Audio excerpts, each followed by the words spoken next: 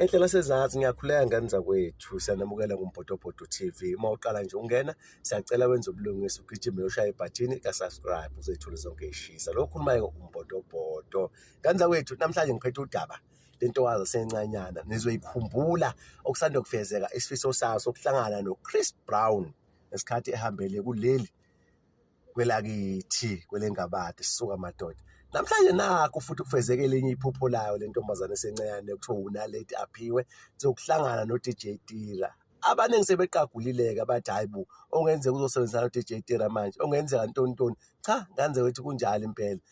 Sizosebenzisana naye uDJ Tira laphana kwestudio iAfrotainment esila eThekwini nganza kwethu. Ikhombisa ngokusobala njengamanje ukuthi alokho efezekile njalo amaphupho entombazane esencanyana eshaya umculo onenkosi phakathi okuNaledi Aphiwe.